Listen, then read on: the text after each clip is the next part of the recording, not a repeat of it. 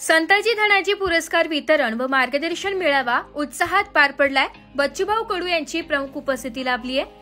प्रहार जनशक्ती पक्षाच्या वतीने संताजी धनाजी पुरस्कार वितरण व मार्गदर्शन मेळावा गुरुवार दिनांक 22 मे रोजी नाशिक मधील Raosaheb Thorat auditorium KTHM college शेजारी उत्साहात संपन्न झालाय।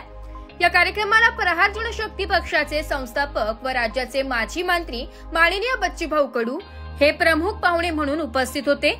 या विशेष सोहळ्यात प्रहार संघटनेतील निष्ठावान कार्यकर्ते आणि पदाधिकाऱ्यांचा संताजी धनाजी पुरस्कार देऊन सन्मान करण्यात आला। विविध सामाजिक कार्यात उल्लेखनीय योगदान दिलेल्या व्यक्तींची या पुरस्कारांद्वारे दखल घेण्यात आली आहे। यावेळी बच्चूभाऊ कडूंनी मार्गदर्शन करताना सामाजिक न्यायासाठी झटणाऱ्या कार्यकर्त्यांचे मनोबल वाढवले आणि संघटनेच्या पुढील वाटचालीबाबत महत्त्वाचे विचार मांडले।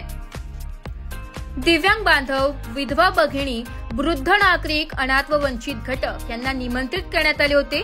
त्यामुळे कार्यक्रमाला सामाजिक समावेशाचे अधोरेखित स्वरूप प्राप्त झाले होते।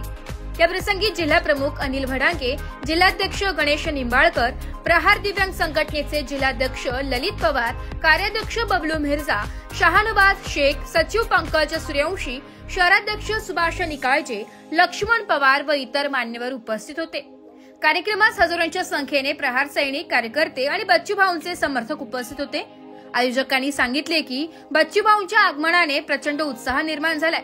गर्दी ही जनतेच्या भावनांचे आणि त्यांच्या अस्तित्वाच्या जाणीवेचे प्रतीक आहे। कार्यक्रमाचे सूत्रसंचालन नेटकेपणे पार पडले आणि संपूर्ण सोहळा अत्यंत शिस्तबद्ध व प्रेरणादायी ठरला आहे।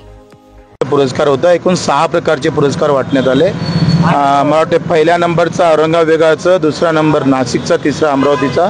सगळ्यात जास्त पुरस्कार या विभागात वाटप केल्या गेले आणि निमित्तानं येणारी जी बाजू आहे प्रहारची ती कोणासाठी भांडावं, कोणत्या विचारांना समोर जावं, हे सगळे एकंदरीत मुद्दे आम्ही त्यांच्या समोर ठेवले। नाशिक लोकशाही न्यूज साठी प्रतिनिधी उदय मेतकर, नाशिक।